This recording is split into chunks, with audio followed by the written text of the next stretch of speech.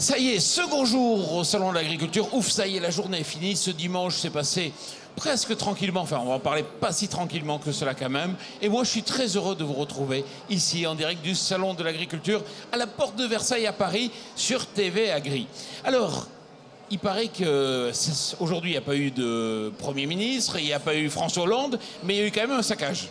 Oui, effectivement, il n'y a pas eu de visite de politique, mais les éleveurs ont saccagé le stand de Charal.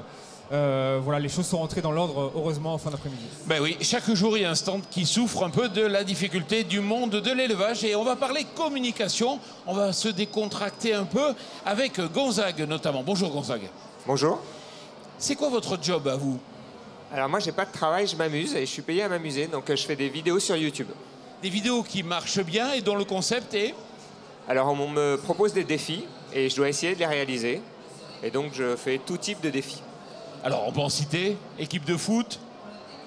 Ah bah... Je me suis fait passer pour un acteur au Festival de Cannes. J'ai fait la Coupe du Monde de ski, j'en ai fait 10 000. Et j'ai fait aussi où j'ai piégé des agriculteurs aussi. Alors ça, c'était vraiment génial, puisqu'effectivement, on vous voit au début de la vidéo, on va voir quelques images. Vous arrivez avec un ruban, vous savez, un peu comme sur les chantiers. Vous déroulez le ruban et un agriculteur arrive et il vous dit... Je sais plus ce qu'il me dit, mais il était pas content. Il vous dit, mais qu'est-ce que vous faites ici? Alors, il me dit, ouais, qu'est-ce que je fais ici? Parce que, en fait, l'idée, c'est qu'on était en caméra cachée. Et j'ai fait croire qu'on organisait une rave party dans le champ de maïs. Autant dire que ça lui plaît pas. Donc autant dire que les mecs, ils sont depuis 6h du mat, ils bossent comme des malades et tout. Et puis ils voient un mec qui arrive, ouais, écoute, ton champ, on va le retourner parce qu'on arrive avec 50 000 potes pour faire la teuf. Donc forcément, on les a un petit peu titillés pour avoir des réactions. Et c'est vraiment des gens qui sont adorables parce que après ils m'ont invité à dîner, à boire, à dormir, à tout. Et c'est vraiment un monde que j'adore parce que c'est vraiment des gens qui bossent vraiment dur, mais qui ont un cœur énorme. Et du coup, ça a été super sympa, quoi. Et vous l'avez tourné où? Dans le sud-ouest, non? Oui, dans le sud-ouest, oui, avec le petit accent en plus qui chante près de Toulouse. C'était vraiment, c'est une région que j'adore et c'était vraiment un super souvenir. Et puis à la fin, on voit un agriculteur qui a un tatouage sur le bras. Alors oui, alors ça c'est mon ami Pierre, donc il aime tellement le maïs qu'il a un tatouage de maïs sur le bras. Incroyable. Et moi j'aime ce côté terroir, j'aime ce côté des gens qui aiment la terre. Enfin, pour moi c'est des gens qui ont beaucoup de valeur et c'était vraiment super sympa de tous les rencontrer. Déjà de les piéger dans un premier temps parce qu'ils ont du caractère, donc ils aiment pas donc du coup nous ça nous faisait de la bonne matière. Et après c'était super sympa de les rencontrer. Et justement, à la fin de vos vidéos, vous choisissez toujours de diffuser les scènes de désamorçage. Pourquoi ? Alors en fait, ça c'est vraiment les internautes qui nous demandent de désamorcer parce que sinon on reste un peu sur un goût de... Ouais mais attends, on a besoin de redescendre parce que c'est vrai que ça monte haut dans les caméras cachées. Donc du coup ça remet un peu de bonne humeur et on fait redescendre parce que en fait une vidéo ça dure 2-3 minutes quand on la met sur internet. Mais il faut savoir que ça dure une demi-heure et pendant une demi-heure je les lâche pas, quoi. Je les lâche pas pour avoir des réactions, je les mets vraiment... j'y vais jusqu'à avoir des réactions. Il faut les pousser les gens en fait.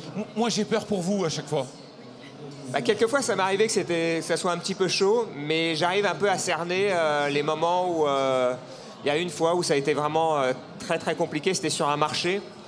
Et en fait il y avait un vendeur de poissons et je me suis mis à côté du vendeur. Et dès qu'il y avait un client qui arrivait, je disais, à votre place, j'irai à côté parce qu'il n'est pas très frais ce poisson. Donc je le fais une fois, deux fois, et puis il n'avait plus de clients, le mec. Et il a pété un boulard, et il a commencé à prendre un couteau comme ça. Il m'a poursuivi comme ça, en disant, je vais te planter, je vais te planter. Et du coup, c'était un peu trop, donc on l'a pas mis parce que voilà, mais quelquefois, ça peut être chaud, on ne sait jamais ce qui se passe. Alors, Gonzague, vous êtes déjà connu depuis plusieurs années. Il y a de plus en plus d'apprentis youtubeurs. Quel conseil vous donneriez à un jeune qui souhaiterait se lancer ? Déjà de faire quelque chose qui lui plaît et qui lui correspond. Parce que ce qui est important sur YouTube, c'est l'authenticité. Donc si vous faites quelque chose parce que vous voyez que les autres marchent sur ce type de créneau, ça ne va pas aller. Si par contre, vous faites des choses qui correspondent à vos passions, et ben là, je pense que ça va marcher. Bon, après, ça ne marche pas toujours, hein, mais il faut essayer. Et puis au pire, ça ne marche pas et c'est pas très grave. Mais alors, votre métier, c'est d'être journaliste à la base, c'est ça? Oui, alors moi je suis prof à la fac en fait, à côté de ça. Et j'étais aussi journaliste avant. Et puis en fait, j'ai vu l'évolution des médias et c'est vrai que c'est la fin du média roi pour la télévision. Et c'est vrai que le digital est en train de devenir le premier média. Et donc j'ai senti le vent tourner, c'est pour ça que je me suis mis sur YouTube. Et ce qui est intéressant, c'est l'interaction avec le public qu'on n'a pas forcément en télévision. Ils vous prennent au sérieux, vos élèves? Ils vous font des caméras cachées? Alors, je les ai déjà piégés par petits groupes, parce que sinon il y en a toujours qui me reconnaissent. Donc voilà. Mais après, c'est vrai que j'ai un petit souci, si tu veux, c'est que quand j'arrive, c'est à l'université Dauphine, et puis je marche dans les couloirs et il y a souvent plein d'étudiants qui viennent me voir et tout. Et une fois, je marchais à côté d'un professeur qui est médaille Field. C'est l'équivalent du prix Nobel de mathématiques.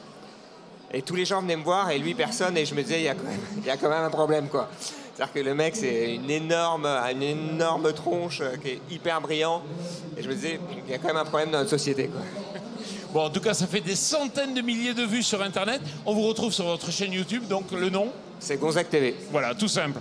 On va parler communication, nouveaux canaux, nouvelles façons de communiquer. Et dans le maïs, justement, Anne Quétanet, vous êtes directrice de la communication de l'AGPM, vous avez instauré une nouvelle façon de communiquer. Parlez-nous-en.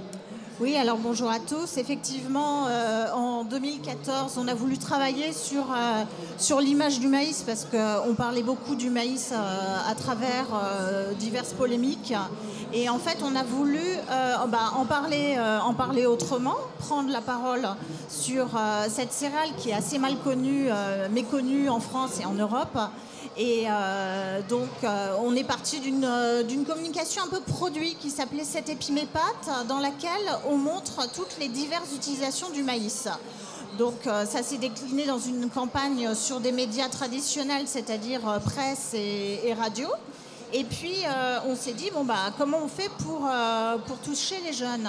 Pour toucher les jeunes, alors évidemment, l'agence nous propose une page Facebook sur le maïs. On dit non, c'est pas les gens, classique.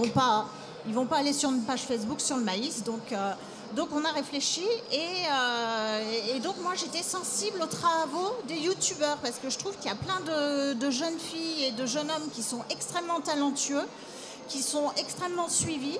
Et donc c'est comme ça qu'on a pris contact avec Gonzague, qui a effectivement piégé un agriculteur producteur de maïs semences. Alors c'est vrai que c'est une production à haute valeur ajoutée et quand on vient leur dire qu'on va les empêcher de travailler en pleine période de castration des maïs, qui est une période clé pour eux, forcément on a des réactions.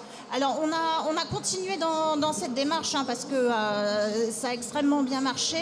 Donc en 2015, on a travaillé avec un autre garçon qui est extraordinaire, qui s'appelle Chris, Poisson Fécond. Lui, c'est une démarche qui est un petit peu plus pédagogique. Il fait des exposés sur n'importe quel sujet.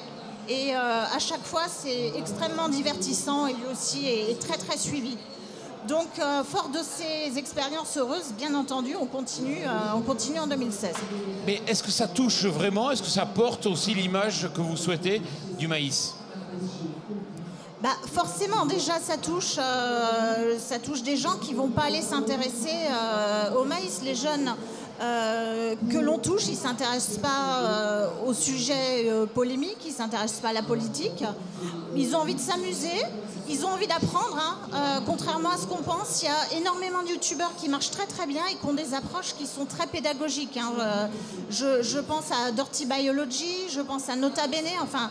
C'est des jeunes qui sont très suivis et qui ont des approches pédagogiques. Donc oui, on peut porter des messages et on peut faire changer les états d'esprit de cette façon-là. Et c'est vrai, parce que moi j'ai découvert la vidéo en lien avec le maïs sur votre site, et c'est vrai que j'ai trouvé ça sympa. D'abord, ça m'a fait rire, et puis à la fin, ça m'a donné une image positive aussi des maïsiculteurs. En fait, c'est vrai que nous, avec notre sensibilité, on fait découvrir les gens autrement. Et c'est vrai que c'est des gens qui sont vraiment formidables, qui travaillent vraiment beaucoup, pour qui c'est pas tous les jours facile. Et ils nous font découvrir leur passion à travers ça. Et du coup, voilà,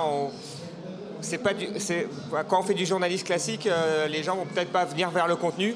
Si on arrive à faire du contenu divertissant, après, pour faire passer un message, c'est peut-être plus simple en fait.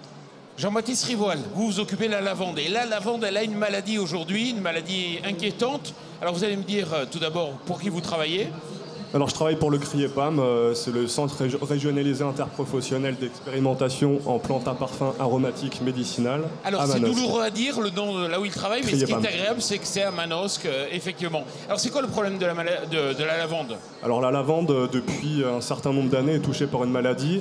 C'est ce qu'on appelle le dépérissement de la lavande et du lavandin. Cette maladie est causée par un petit insecte qu'on appelle la cicadelle. Cet insecte, en fait, quand il se nourrit sur la lavande, s'il est porteur d'une bactérie, il va transmettre cette bactérie à la plante. Et quand la plante va être porteuse de la bactérie, elle va développer des symptômes, des jaunissements, un flétrissement des feuilles. Et après quelques années, le plant va mourir. Et C'est grave ou pas? c'est grave dans le sens où il peut y avoir des arrachages précoces des parcelles. Et du coup, quand il y a des plants qui disparaissent dans le rang, ça fait baisser le rendement inévitablement. Alors, il ne faut pas confondre lavande et lavandin. Vous voyez la différence ou pas? Gonzague. J'y connais rien, donc Bon, alors, moi je c'est veux, très bien. je veux connaître la différence. La différence. Alors, la lavande, le lavandin, c'est un hybride naturel entre la lavande fine et la lavande aspic. Donc, le lavandin, c'est un hybride stérile, donc qu'on ne peut reproduire que par bouturage. Donc, on appelle ça des clones de lavandin. Mais dans les lessives, vous trouvez du... Lavandin, Et quand vous achetez par contre de l'essence de lavande, vous trouvez de... de la lavande. Voilà. Et le prix, c'est pas le même.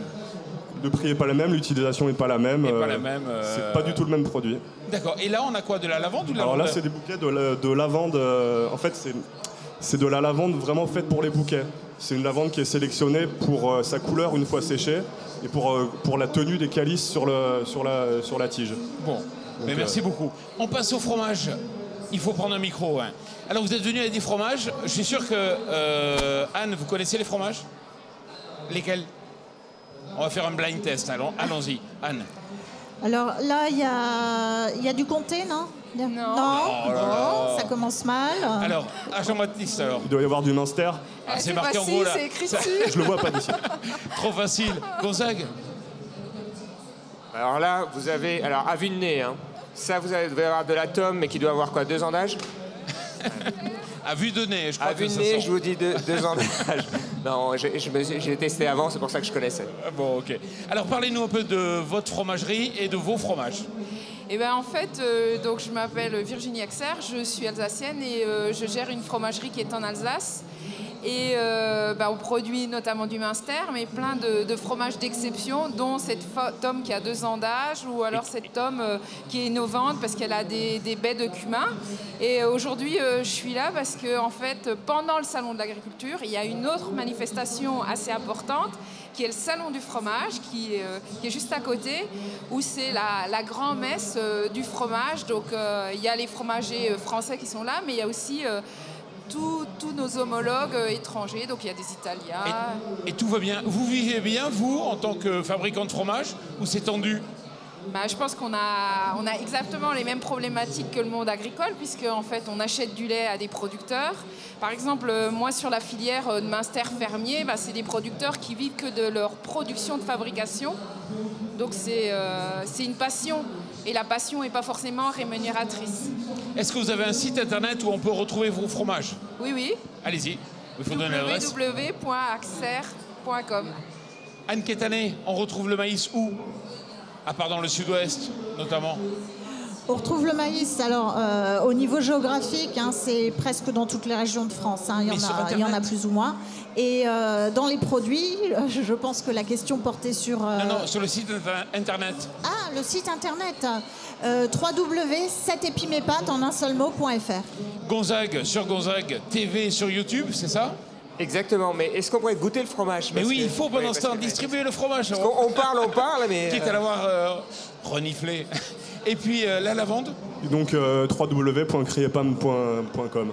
Bon, merci à vous tous. Nous, on va déguster du fromage et on vous retrouve demain matin, ici même, au Salon de l'Agriculture. Merci Hugo. Merci Jean-Paul. Merci à vous. Au Merci revoir. à tous.